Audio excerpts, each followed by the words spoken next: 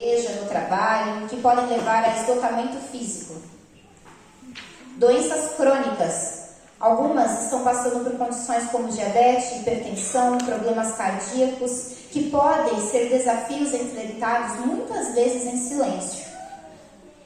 Dificuldade de seguir os princípios de saúde. Nem todos conseguem manter os padrões ideais de alimentação e cuidados físicos recomendados, o que pode gerar frustração.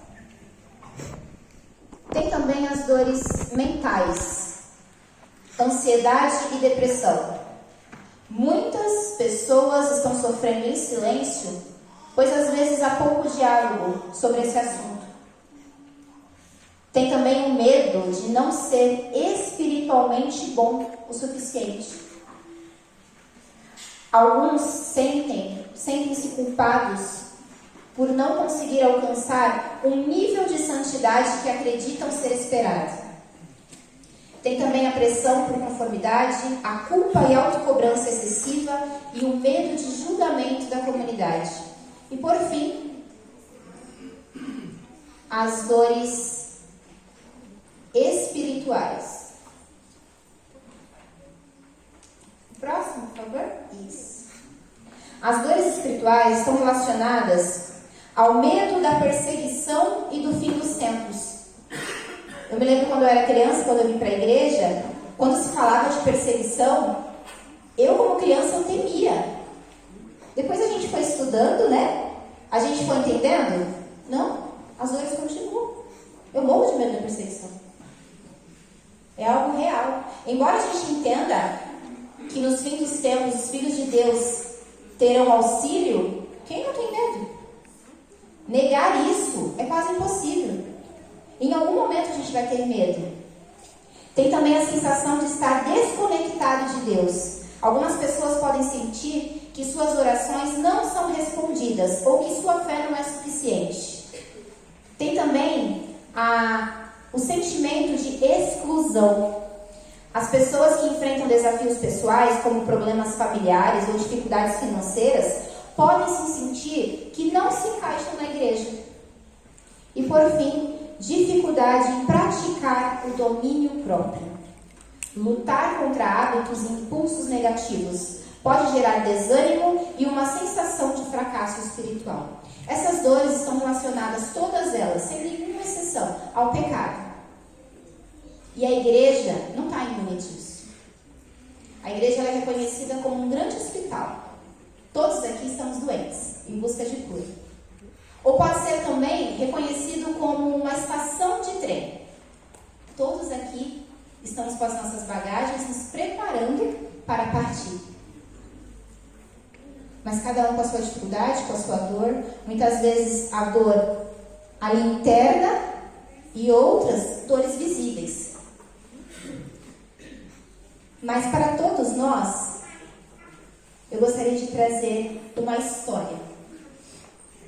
Uma história que impacta a minha vida. E eu gostaria que vocês imaginassem essa história que eu vou contar agora.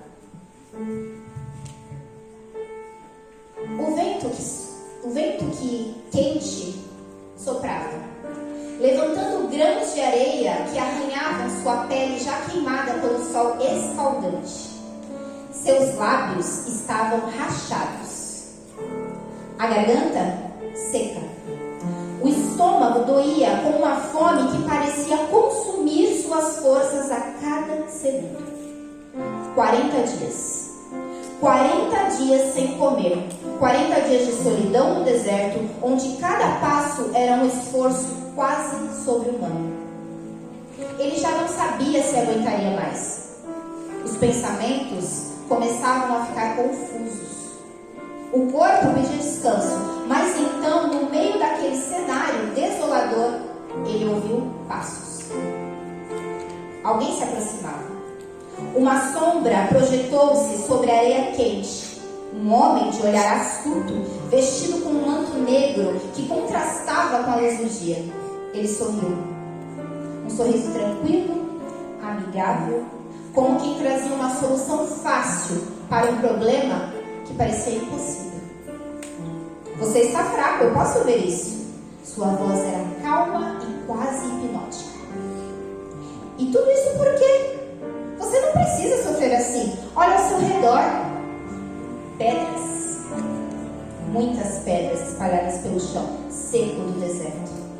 Pequenas, grandes, redondas, ásperas. Mas para alguém como você, não são apenas pedras.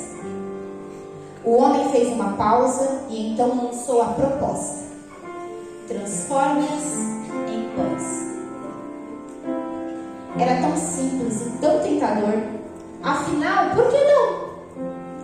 Ele estava com fome, seu corpo gritava por sustento. Quem poderia culpá-lo por querer aliviar aquela dor? Quem em seu lugar não aceitaria uma saída fácil quando a vida se torna insuportável? Mas naquele instante, algo dentro dele alertou que aquilo não era apenas uma sugestão inocente. Era uma escolha. Uma escolha que definiria tudo. Porque às vezes o que parece ser uma solução é na verdade uma armadilha. Ele respirou fundo, sentiu o cheiro seco do deserto, a poeira grudada em sua pele suada. Seus olhos se fixaram nas pedras. Poderia sim transformá-las, mas deveria? Então, com uma força que não vinha do seu corpo, mas do espírito, ele ergueu a cabeça e respondeu: nem só de pão viverá o homem. O silêncio caiu entre os dois. O sorriso do estranho desapareceu. A tentação perdeu o brilho. Naquele momento, ele não apenas resistiu à fome, ele venceu algo muito maior: domínio próprio. A força que nos mantém firmes quando tudo dentro de nós quer ceder. Afinal, nem toda solução imediata é a melhor escolha. E nem toda oferta vem de Deus. Jesus é o maior exemplo de domínio próprio. Durante seu ministério, ele enfrentou insultos, rejeição, traição e ainda assim não revidou. Ele tinha o poder de evitar o sofrimento naquele momento, mas ele escolheu obedecer ao Pai. Ele entregou a sua vida por nós. Isso é o maior exemplo de domínio próprio e amor verdadeiro. Gente, mas o que é domínio próprio? Uma explicação, às vezes, tão simples e tão recorrente no nosso meio. Mas será que a gente já atingiu? Será que a gente está conseguindo? Será que nós estamos buscando? O domínio próprio, ele significa ter domínio sobre os desejos, ou seja, controlar ou negar os desejos que não devem ser satisfeitos. Só que ele não está sozinho. O domínio próprio, ele é refém dos desejos. Eu preciso controlar os desejos que vão me levar para a perdição. E os desejos que são? O que são os desejos? O desejo é a vontade de buscar algo que nos traga prazer e satisfação. Só que ele também não está sozinho. Os desejos são seguidos pelas emoções. Emoções, elas que influenciam os nossos desejos. Influências como alegria, medo, raiva, surpresa, nojo, tristeza. Essas emoções é que movem os nossos desejos, que nos fazem alcançar ou dizer não, seguindo o domínio próprio. É uma escada, um precisa do outro. E agora eu vou perguntar para vocês: controlar as emoções é fácil?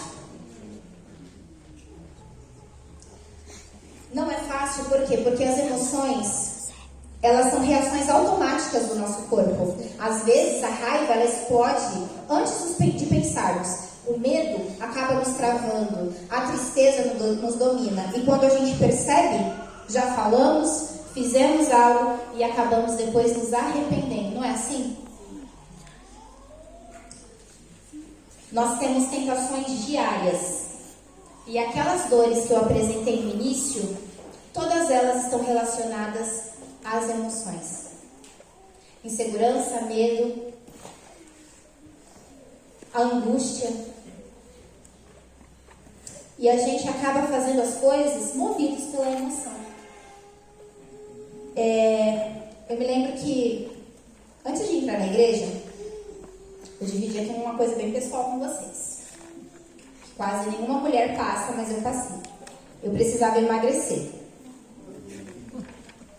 E aí, mas não era pouco. Eu precisava emagrecer 20 quilos. E eu sabia como fazer isso. Porque eu adquiri esses 20 quilos pensando assim: quando eu quiser emagrecer, é só eu fechar a boca. Tranquilo. E lá foi a Suzane num belo domingo, foi ao mercado, fez aquela lista maravilhosa, comprou as coisas para fazer parte da dieta, colocou tudo certinho. Segunda-feira estava lá na academia, porque eu não sei vocês, mas eu tenho que iniciar na segunda-feira para fazer sentido.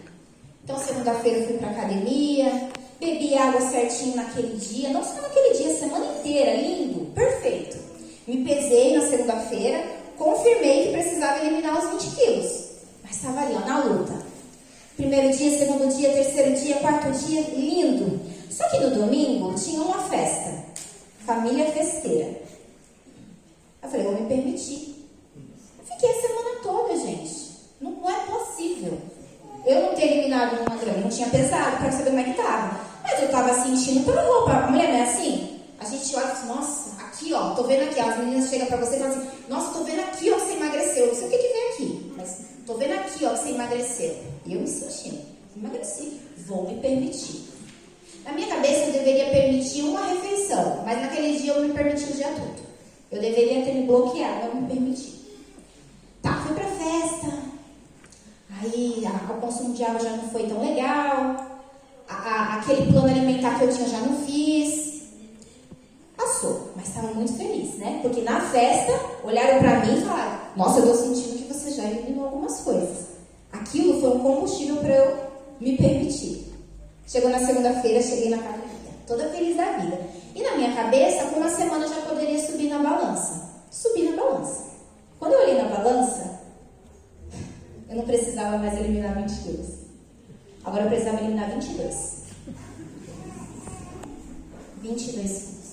Como uma pessoa que estava emagrecendo, as pessoas estavam olhando para mim, vendo aqui que eu estava emagrecendo, e eu precisava agora eliminar 22.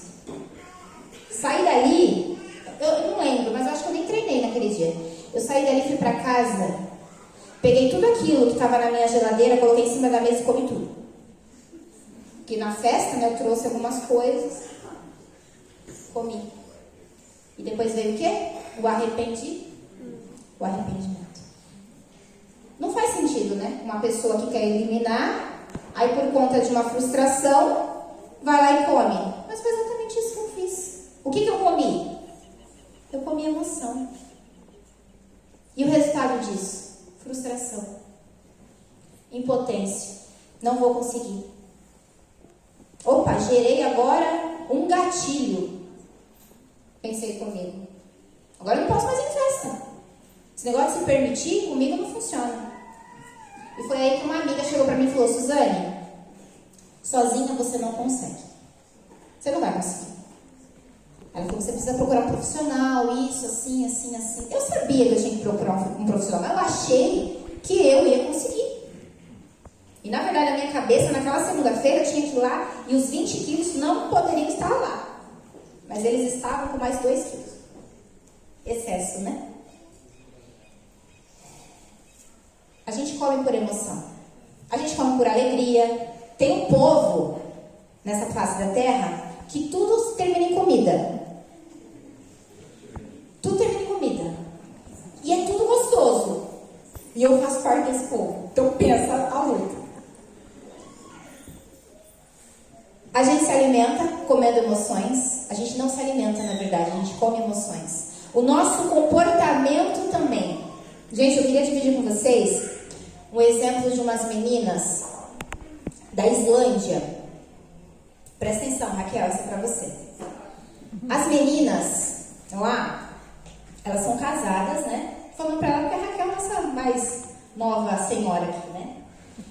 E aí, o que acontece? Elas brigam com o marido.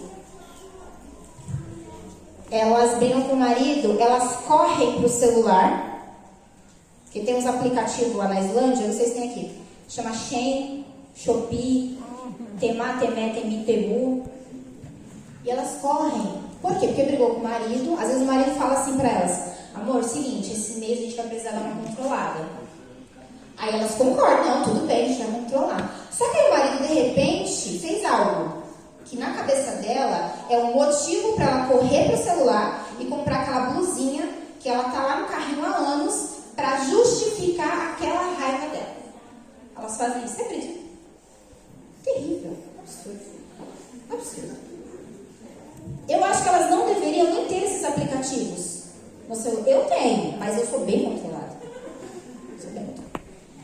Outra coisa que elas fazem também, brigas, relações interpessoais, não só com o marido, no trabalho.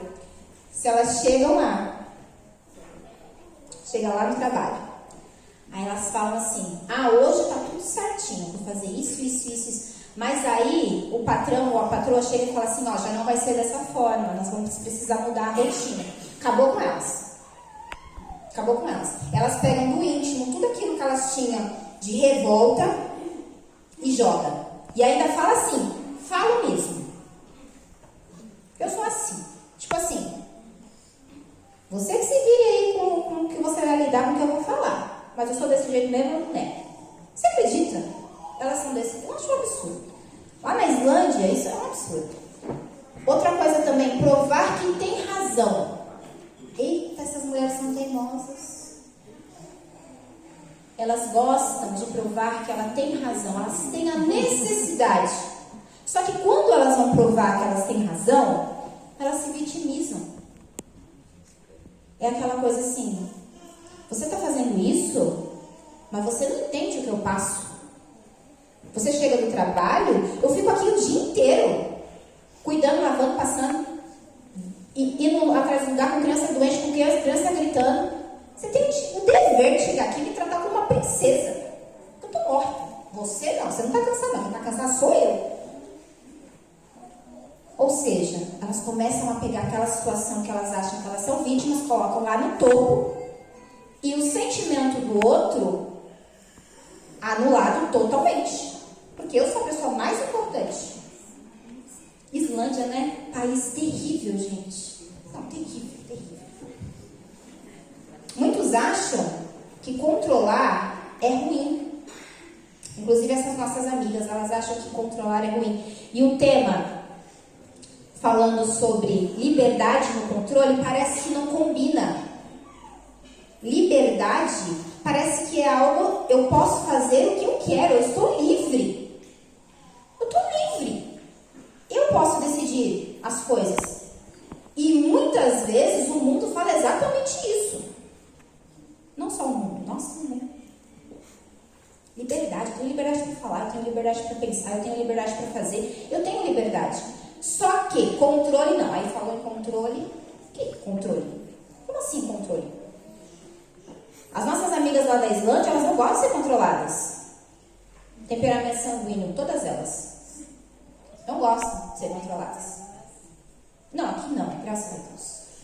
Só que o que acontece? O controle para elas é o oposto de liberdade. Mas quem não se controla vira escravo dos próprios impulsos. Domínio próprio nos protege. Acho que eu passei. Não, tá certo. O domínio próprio, ele nos protege. Sem ele, sofremos consequências. Vem culpa, frustração, arrependimento. Quem se deixa levar pela raiva, em algum momento acaba se arrependendo ou até perdendo a paz. Quem age sem pensar, sofre com as consequências. Quem não controla os desejos se torna reféns dele. Ali tem duas colunas: emoções, medo, alegria, raiva, tristeza. Se eu tenho elas, eu não consigo dizer: hoje eu não quero ter medo, hoje eu vou ser muito alegre, hoje não vou ter raiva, hoje eu decidi que hoje eu não vou ter raiva. Não é assim. As emoções, elas fazem parte da nossa vida. O problema é a coluna do lado. É o que eu faço com a minha emoção. E isso está totalmente ligado aqui, ó, a mente. O que eu vou fazer a partir da emoção que eu estou sentindo? Porque se eu não controlo o medo, vem a insegurança. Se eu não controlo ou se eu não permito a alegria, eu sou uma pessoa ingrata. Se eu alimento a raiva, eu viro uma pessoa amargurada. Se a tristeza ela se torna algo profundo, eu posso ter solidão, me sentir uma pessoa solitária e ter depressão. E o nojo é aquela coisa de repulsa. E tudo isso está ligado à mente. Se a gente não consegue procurar a ferramenta, o método, o meio de melhorar as nossas emoções, os nossos sentimentos, eles vão ser sempre mais pesados. Eles vão ser até nocivos. Eu queria trazer um exemplo para vocês de uma pesquisa que foi feita. A Millen, ela mandou para mim esses dias. Uma classe de pessoas, pegaram essas pessoas, retiraram uma parte tiraram o sangue dela, foram fazer um exame para medir um nível lá que tinha a ver com alegria. Alegria, satisfação. E o que elas tinham que fazer? Eu ia amar nessa pesquisa. Deram para elas, para essas pessoas, um copo de milkshake, mas todo decorado, com aquela calda caindo, maravilhoso. Aquele canudo lindo, reluzente. E deram para essas pessoas tomarem. Aí tá bom, todo mundo feliz. Aí foram relatar, não, uma delícia. Esse milkshake é uma delícia, o sabor, nossa, quando passa aqui assim, ele é refrescante. Tá bom, passou um dia, pegou a mesma classe de pessoas, retiraram lá o nível do sangue e deram outro milkshake. Pobrinho, escrito sem glúten, sem lactose, sem alegria, dessa forma. Deram para as mesmas pessoas. Elas olharam, tomaram o milkshake, né? Algumas não tomaram tudo, devolveram, foram medir o nível de novo lá da alegria, da satisfação. E foram fazer a pergunta. E aí, o que vocês acharam desse? Não, horrível. Não. Eu acho ultrajante me chamar para essa pesquisa para tomar isso aqui. Negócio sem gosto, sem lactose, sem glúten, sem da planta. Resultado. Era o mesmo milkshake.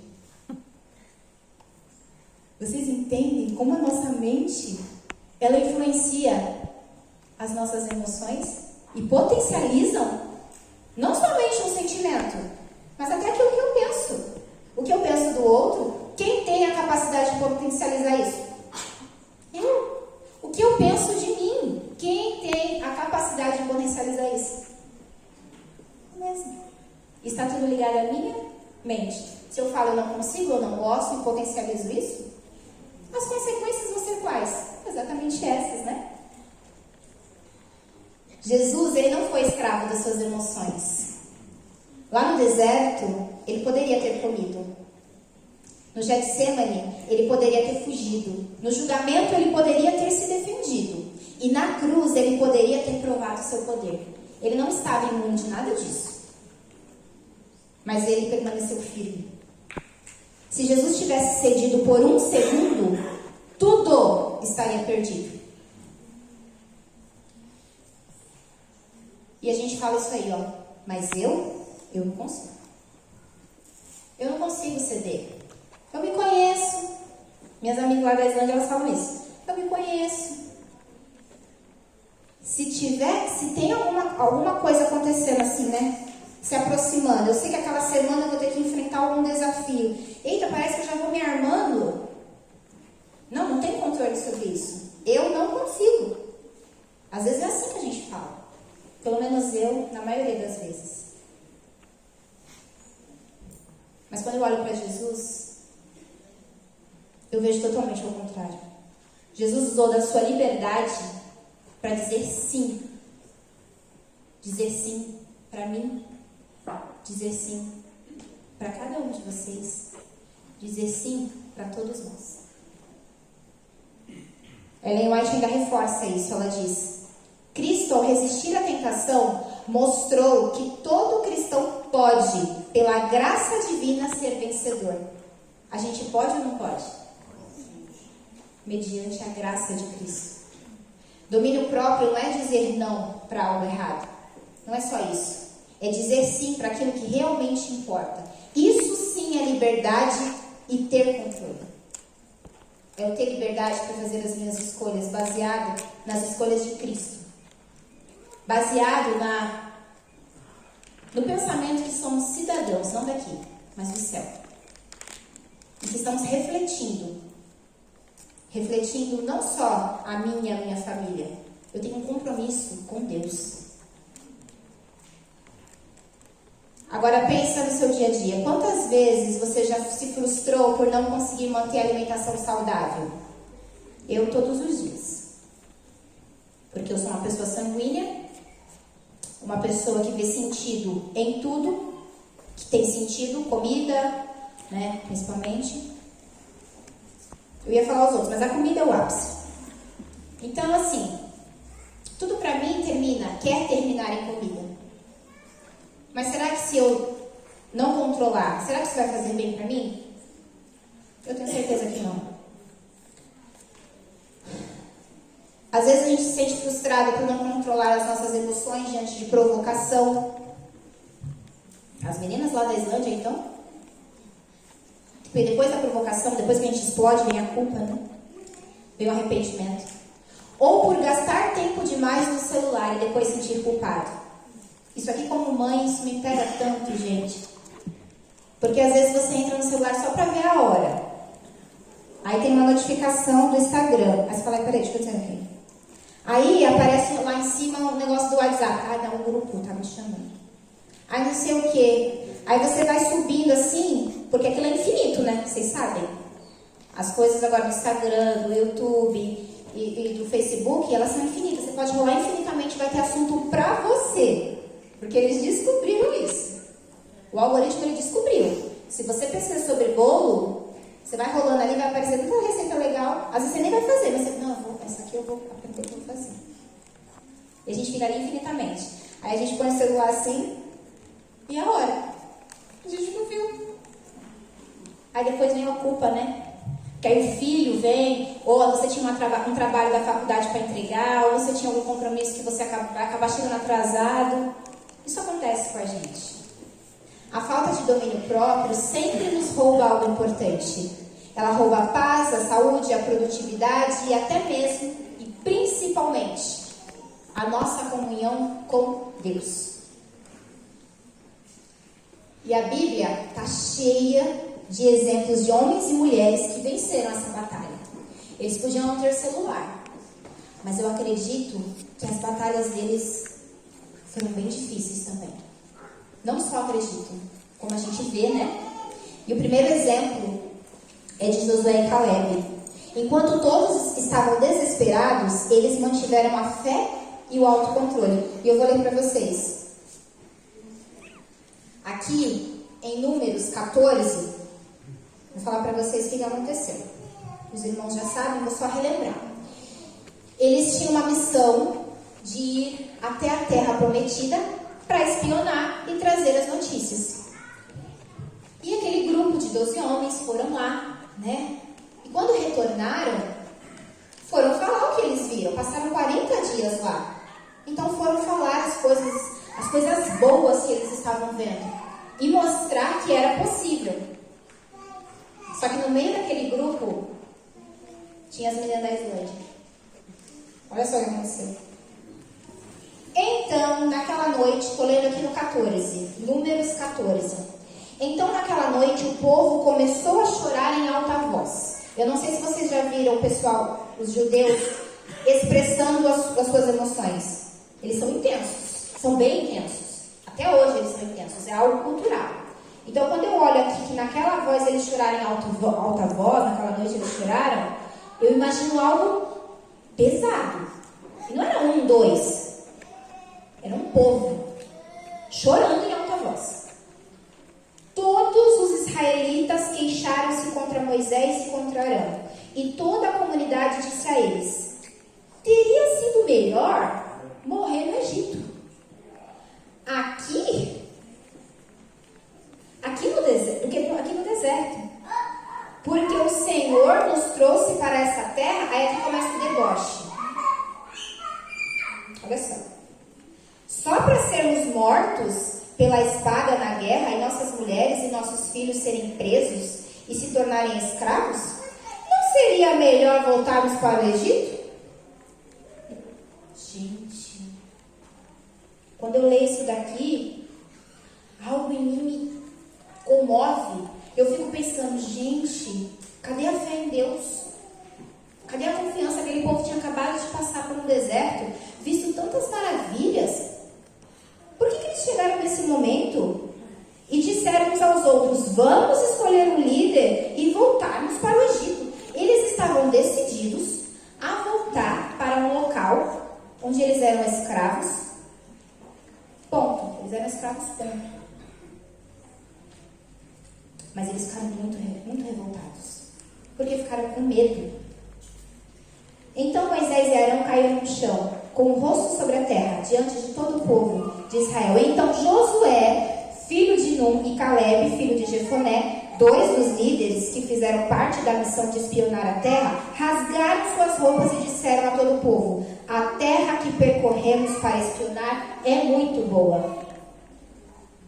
Apenas não sejam rebeldes contra o Senhor e não tenham medo do povo que mora lá, porque nós os venceremos como se estivéssemos devorando pão. O Senhor está conosco e tirou a proteção deles. Por isso, não tenham medo deles. Josué e Caleb, eles se levantaram como um povo que confia em Deus. Eu não duvido que em algum momento da nossa vida a gente tenha tido esse comportamento. Não, vai acontecer, porque Deus está comigo. Nós confiamos. Só que também nós temos aquela parte do povo, da murmuração e da reclamação. Será que eu tenho murmurado mais do que confiado em Deus? Josué e Caleb, eles foram instrumentos naquele momento. E ali a gente vê que Deus entrou com uma provisão e eles conseguiram. Mas se Josué e Caleb também tivessem falado: realmente, gente, não dá pra gente não. Lá vai ser difícil mesmo. Ih, tem uns gigantes lá. Não. Se eles tivessem caído na pilha também. Nós precisamos do Espírito Santo para que Ele nos levante. Às vezes, uma mulher ao nosso lado, ela vai estar fraca. Às vezes, nós vamos estar fracas. Que o Espírito Santo nos ilumine para que a gente possa fortalecer umas às outras. Porque todas nós temos o mesmo propósito. Estamos indo para o mesmo lugar. Eu quero estar lá com vocês. Só que eu não estou forte todo dia. Eu tenho as minhas fraquezas. Tenho certeza que é assim com vocês também é.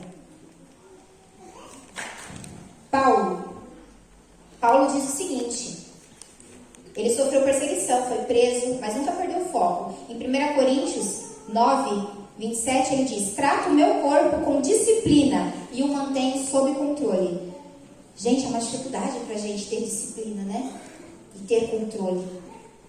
E o exemplo de Esther: em vez de agir por impulso, ela esperou, orou, falou na hora certa. E o resultado? Salvou um povo inteiro. E qual é a chave de todos esses personagens? O que eles tinham em comum? Josué, Caleb, Paulo e Esther. Eles não confiavam na sua própria força. Eles confiavam em Deus. E a palavra de Deus nos ensina que domínio próprio não vem da nossa força de vontade. Hoje eu acordei, hoje eu quero ter força de vontade. Aqui, tô hoje trabalhado na força de vontade. Hoje nada vai me derrubar. É assim? Não. As coisas começam a acontecer. Parece que naquele dia que você se propôs a ter força de vontade, acontece um monte de coisa. No meio do caminho você já não está mais lembrando de nada. Você já não está mais sendo grato, você já não está... Pelo contrário, você está reclamando. Isso acontece com a gente. Mas a palavra de Deus, ela ensina que o domínio próprio, ela vem do Espírito Santo. Essa é a chave. Eu preciso estar conectado a algo maior que eu. Porque sozinho eu não vou conseguir.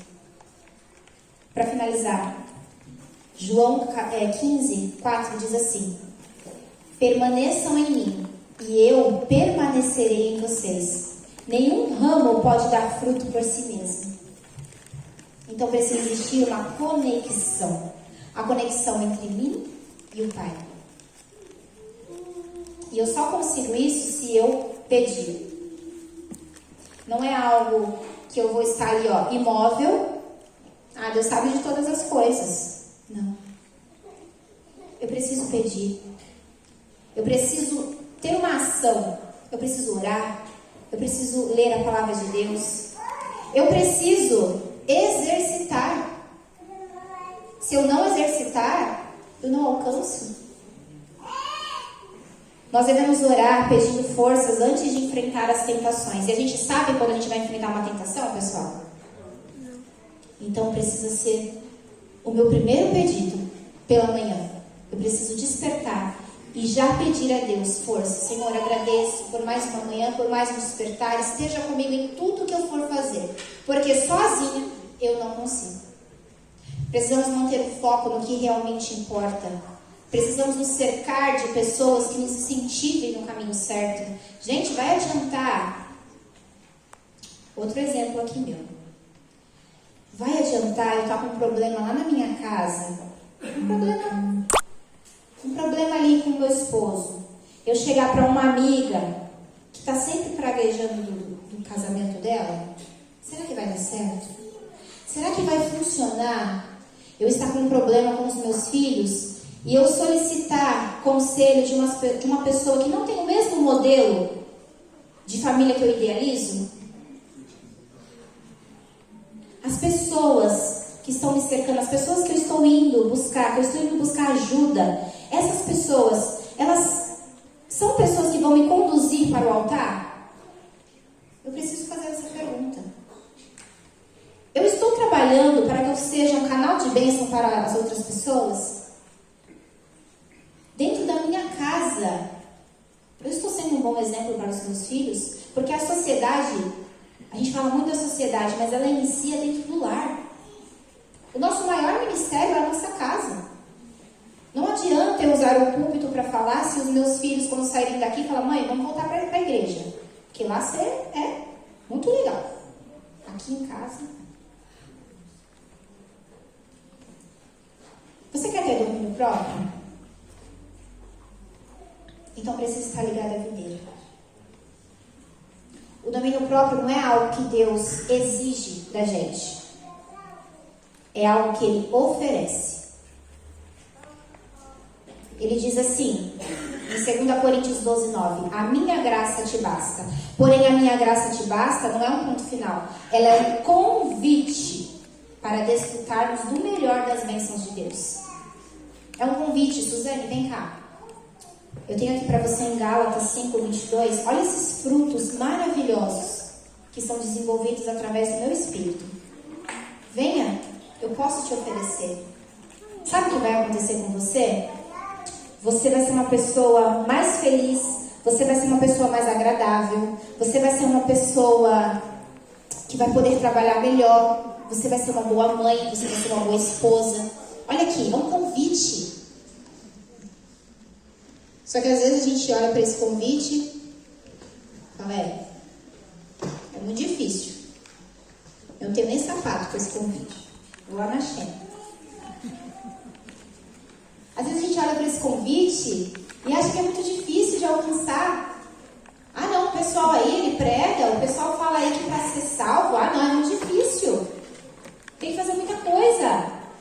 Eu tenho que cuidar da minha roupa, eu tenho que cuidar da minha alimentação, eu tenho que cuidar do meu pensamento. Ixi, do pensamento aí já me para. Porque eu não consigo cuidar do meu pensamento. Mas em nenhum momento ele disse que a gente está sozinho. Mulheres, nós não estamos sozinhas. Nós não precisamos acreditar que nós estamos sozinhas. Quais virtudes ou frutos do Espírito nós precisamos urgentemente trabalhar em nossa vida? Passamos durante essa semana vendo tantos frutos maravilhosos, apetitosos, que estão todos à nossa disposição. E não é só das mulheres. Homens, crianças, todos nós. O que tem me atrapalhado a desenvolver essas virtudes? No meu caso, falando por mim, o que que muito me atrapalha é relacionado à mente.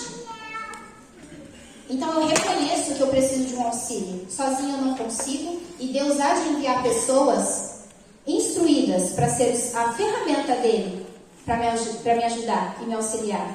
Eu creio nisso. Comigo não pode ser só um mingauzinho. Precisa ser algo profundo. E eu estou aberta para receber essas ajudas? Eu estou indo atrás? Eu preciso. Eu já reconheci que sozinho eu não consigo. Então eu oro a Deus diariamente, pedindo que Ele envie profissionais para me ajudar. E graças a Ele, eu tenho alcançado essa bênção. Amém. Para finalizar, quais decisões eu vou tomar a partir de agora com a ajuda de Deus para ser uma mulher que vive na plenitude do Espírito Santo? Se eu reconheço que isso aqui é a minha dificuldade física,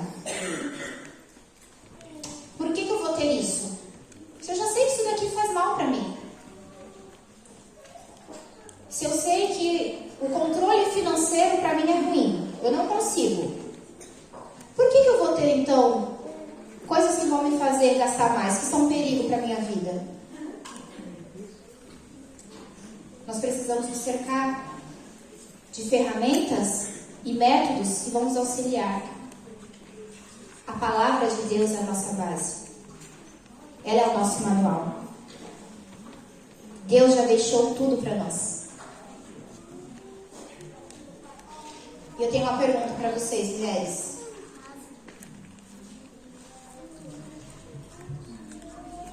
Vocês, assim como eu, reconhecem que tem algum fruto do Espírito que precisa desenvolver? Eu reconheço todos. Preciso de todos. Alguma de vocês reconhece que precisa do auxílio do Espírito Santo? Com certeza. Alguma de vocês gostaria de ser instrumento de Deus para um mundo caído? Alguma de vocês gostaria de estar mais próximo de Deus, reconhecer Jesus como seu único Salvador pessoal, o único capaz de caminhar ao seu lado? Se você disse sim para pelo menos uma dessas, eu peço que você se levante e fique aí no lugar que você está. Se você acredita que é necessário uma nação de mulheres fortes e fracas às vezes, mas que tem a palavra de Deus como base, eu reconheço. Eu quero dizer uma coisa para vocês. Deus, Ele é o único que pode restaurar, salvar e livrar nós de nós mesmos. Amém. Deus, Ele é o único que olha para cada uma de nós e diz assim: filha, eu vejo a sua dificuldade, eu reconheço que para você não é fácil. Aquela dor mais íntima, que às vezes eu nem comentei aqui, eu sei que você passa por ela. Eu sei que você tem um desejo gigantesco no seu coração, que atinge sua família, que atinge seu trabalho, que atinge os seus estudos. Eu sei das suas dores, eu sei dos seus lamentos. Quem está falando isso para vocês? Não sou eu. É Deus. E eu reconheço a voz de Deus quando eu vou pela sua palavra e vejo todo o carinho. E quando eu olho para a cruz. Se Jesus tivesse dito sim naquele deserto, a gente não ia estar aqui. Nós não teríamos o privilégio de ver Jesus voltar nas nuvens do céu. Então Ele fez aquilo por cada uma de nós. Amém. Vocês estão vendo essa imagem? É um palácio. Um palácio de Esther. Só que esse palácio aí, ele é o da terra. Eu quero que vocês imaginem algo muito maior do que isso. Um palácio do céu. E eu convido vocês, do jeito que vocês estão, para fechar os olhos nesse momento. Eu quero guiar vocês dentro de um palácio. Nós estamos entrando num palácio agora. Um corredor lindo. Tem anjos voando. Tem um trono lá no final desse corredor imenso que nós estamos adentrando agora.